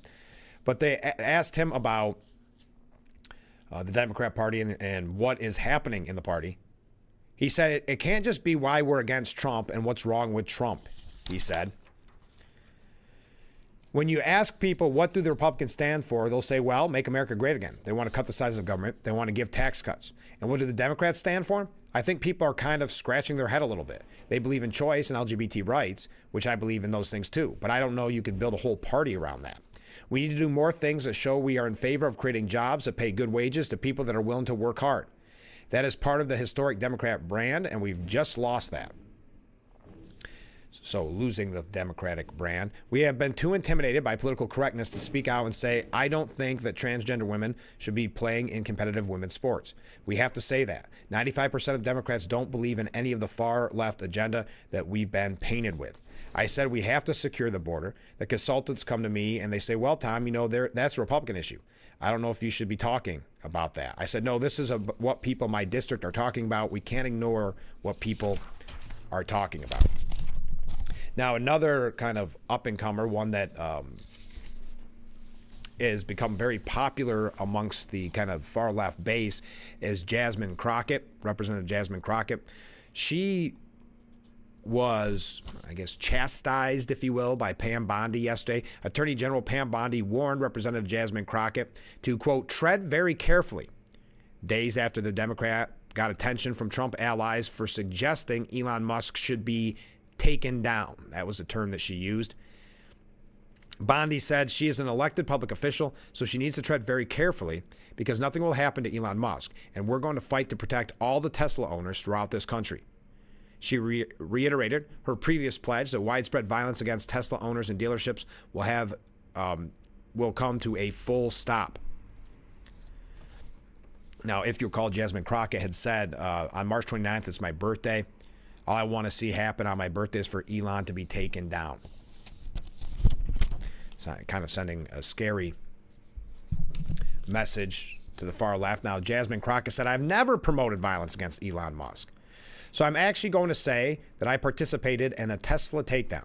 That is the name of the website. And it was all about the large protest that they're calling for. And this is a non-violent protest that they're calling for. And in fact, when I was on there, which is why the Attorney General had to say that I was calling for violence, and it's ridiculous that I even have to say anything like that. But because they are trying to twist our words, one of the things that I told people to do is to make sure you are adhering to the laws in your area.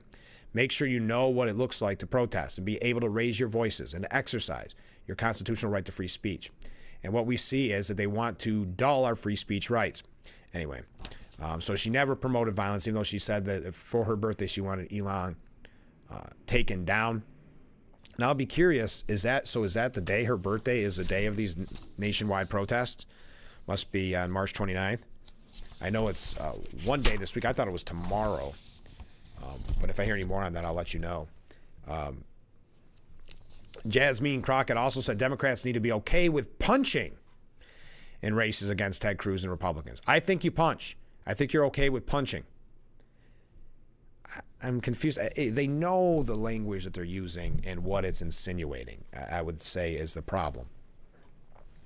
And that's why, you may have seen reported yesterday, bombs were found at Tesla dealerships after anonymous calls as SWAT swarms the showroom and the FBI issues new threat over 48 attacks. Federal agents launched a 10-person task force on Monday as 48 attacks on Teslas have been reported so far this month. The agency called the acts domestic terrorism and plans to deploy personnel from the FBI's counterterrorism division and eyeing a blog that reportedly calls for more attacks. A growing number of videos online have also circulated of people defacing and damaging Tesla vehicles on the roads. Now, as you recall, Elon Musk saying yesterday that really shocked him, saying it really came as quite a shock to me that there is this level of real hatred and violence from the left. They're burning down cars, they're firebombing dealers, they're firing bullets into dealerships, they're just smashing up Tesla. So yes, yesterday multiple bombs found inside a Tesla showroom in Texas. Now, how am I doing on time? Dan McLaughlin at the New York Post says Democrats will regret cheering as Tesla terrorism rages on. The dark night of political violence keeps getting predicted on the right, predicated on the right, while actually descending on the left. Here we go. There's a campaign of terror against Tesla to protest Elon Musk's politics. Democrats aren't acting as if they intended to do anything to stop it. In Las Vegas last week, 5 cars at a Tesla service center were set on fire and shot at. Texas police found multiple incendiary devices at a Tesla dealership in North Austin. Other explosives have been found in San Antonio, where the FBI is dispatching experts. The Justice Department, which has announced a task force to address the problem, has already brought federal charges against a man in Salem, Oregon, armed with a suppressed AR-15 rifle, who was arrested after throwing approximately 8 Molotov cocktails at a Tesla dealership. A woman arrested in Loveland, Colorado, after attempting to light Teslas on fire with Molotov cocktails. The list goes on and on. The violence has gone international. Terrorism is the use of violence to achieve political ends. When the government or people engaged in politics change their behavior for fear of it, that's how terrorism succeeds. By any definition, this is terrorism. It's aimed at getting Musk to stop supporting Trump, disband his Doge, change his recommendations for cutting government, stop donating to Republicans, or otherwise leave the public square. As the campaign of bombing of cars with combustible batteries drags on and armed vandals attack dealerships, it's only a matter of time before somebody dies. When that happens, Democrats will regret not doing more to distance themselves from this spate of violence. They're not doing much of that right now. As I mentioned, Jasmine Crockett said all I wanted to see happen on my birthday is for Elon to be taken down. As the violence takes a toll on Tesla sales and the company's stock slumps, Crockett says there's only one language that the people that are in charge understand right now, and that language is money. She insists she's talking only about peaceful protest. Governor Tim Walz told a crowd that the falling price made him happy. On the iPhone, they've got that little stock app. I added Tesla to give me a boost during the day. $225 and dropping. He also suggested defacing your own Tesla. You can take dental floss and pull the Tesla thing off. Walz had to apologize after it was pointed out that Minnesota's pension fund for public employees was heavily invested in Tesla stocks. The Lincoln Project's Rick Wilson, a campaign consultant supporting Democrats, wrote an essay headlined, "Kill Tesla, Save the Country," calling the company a bank for fascists. Jimmy Kimmel made it a punchline. "Don't ever vandalize Tesla vehicles," he said, followed by a winking look at the camera while his audience roared with laughter. Many other prominent Democrats have just kept silent, seeing nothing worth denouncing. Politicians aren't responsible when one random crackpot takes things too far, but this is an ongoing campaign of violence, using common tactics with a common target toward a common end. Instead of appealing for calm, too many Democrats are sitting back and letting it happen, while their party's most belligerent voices keep fanning the flames. Even the most righteous causes need leaders to step up and say how far is too far.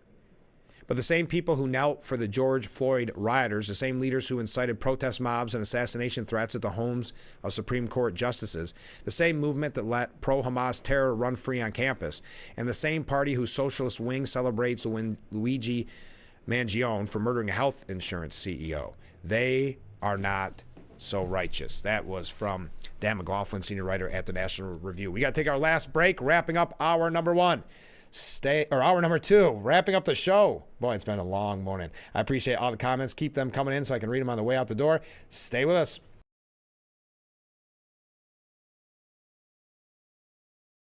Attention, Elmeron may lead to vision loss. If you have suffered vision problems after taking Elmeron to treat bladder pain, call the Hearn Law Firm. Elmeron may be responsible for your vision problems, and you may deserve compensation for your injuries. If you took Elmeron and now have vision problems, call the Hearn Law Firm at 888-308-3866 right now. You could find out if you qualify in less than 2 minutes. Call 888-308-3866 for your free case review. Anyone, anywhere can record crimes as they happen, and we're going to watch them right here. He just took his car.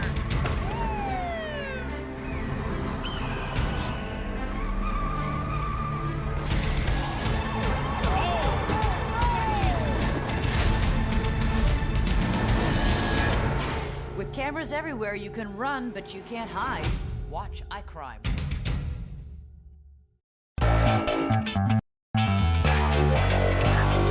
Welcome back to Frankly Speaking here on WYDC TV Big Fox. I'm your host, Frank Acom. And how can we help like that in our small businesses, not to sound cliche, but are the backbone of our community? Let's talk about thanks, as always, to you, the viewers, for sending in your texts and your voicemails. Now we go to a comment. This is from John in Elmira. Make sure to catch Frankly Speaking only on AM Big Fox News WYDC, or visit our website at WYDC. The Frankly Speaking Roof Cam brought to you by Boss Security in Horseheads. Contact them today for all your business and home security needs. Welcome back as we broadcast live from the Hesselson studio, wrapping up today's edition. Where did the time go? A couple comments from viewers. Morning, Frank. Sergeant Dave here. Hey, Sergeant Dave. Good morning to you, too. Been away down south for a while. Oh, good. Good for you. Just one thought. If a reporter gets national secrets and publishes it, isn't he considered a spy, and shouldn't he be arrested? There'll be interesting discussions on that. I mean, because he's a far left reporter, probably not serious discussions on it, but it should be looked into, because it's one thing to get that information and say, boy, they really messed up. But to then publish what was being said is a fair point. Comment from a different viewer. As noted on your program yesterday, President Trump has said that he will not touch Social Security or Medicare. Therefore, the reporter who is perpetrating the lie is guilty of defamation of character. Thank you very much. Mark writes in, saying on my birthday I want Musk taken down sounds like a death threat to me. She should be prosecuted. Thank you very much, Mark. Should be looked into at the very least, and that's what Pam Bondi was saying, to tread lightly with what you're saying. By the way, we didn't even get a chance to mention this, and this is one of the bigger stories. Sparks flew during a closely watched federal appeals court hearing Monday afternoon with a Barack Obama-appointed judge tearing into the Trump administration's plan to mass deport alleged members of the Venezuelan gang TDA. Judge Patricia Millett, a member of the bench since 2013, dominated much of the questioning, holding her hands quizzically against her chin as she grilled a Justice Department lawyer over due process concerns in the 260 purported illegal migrants shipped to a notorious El Salvador prison earlier this month. Quote, "There were plane loads of people. There were no procedures in place to notify people," Millett explained at one point. "Nazis got better treatment under the Alien Enemies Act during World War II than what had happened here. There's no regulations. There's nothing was adopted by the agency officials that were administrating this, that people weren't given notice. They weren't told where they were going. They were given to those people on those planes on that Saturday and had no opportunity to file for habeas corpus." All right. Members of TDA, the Obama-appointed judge saying that Nazis got better treatment. CBS News anchor Margaret Brennan, though, claims that no one is defending gangs. We also hear that the Trump administration moves to crack down on illegal migrants living in public housing, calling it wasteful misappropriation of taxpayers' dollars. American tax dollars should be used for the benefit of American citizens, especially when it comes to an issue as pressing as our nation's housing crisis. This new agreement will leverage resources, including technology and personnel, to ensure American people are the only priority when it comes to public housing. We will continue to work closely with DHS to maximize our resources and put American citizens first. We also hear that Trump has yanked the Secret Service protection for Department of Homeland Security Secretary Mayorkas, no longer with that Secret Service protection. And what else we got? Oh, Trump announced Hyundai has announced a $21 billion U.S. investment with $5.8 billion for Louisiana steel mill. Major announcement there, but of course the media-focused laser-like. Pete Hegseth and this text chain. Elon Musk claims Doge discovered $330 million in SBA loans that were given to children, given to kids. And Pam Bondi threatens prosecution amid Doge's findings about fraud, saying, "We're coming after you." That is it. We are out of time for today's edition of Frankly Speaking. Thank you again to Joe Barlow from the Crystal Chords, and of course, the staff meeting quartet from the Mark Twain Chorus for being on the program this morning. Don't forget that concert's coming up on Saturday at 7 p.m. There's all the information that you need to know. On tomorrow's program, we'll be talking with Steuben County Sheriff Jim Allard. We always look forward to talking with Sheriff Allard. That's tomorrow, so get your questions in. On Thursday, Corning Mayor Bill Boland will be joining us live in the studio. And then Friday, former congressman, current assemblyman, also currently the chair of the Steuben County Republican Committee. He'll be joining us on Friday. That does it for us today. I hope that you will join us every weekday morning, starting at 6 a.m. for Frankly Speaking, only on WYDC TV, Big Fox. Please join us tomorrow. Sheriff Jim Allard, not too late, obviously, to get your questions in. That number on the bottom of the screen is 24/7, so you can reach out at any time and with any question for the sheriff. Have a great day, everyone. We will see you tomorrow morning, bright and early. I look forward to it already.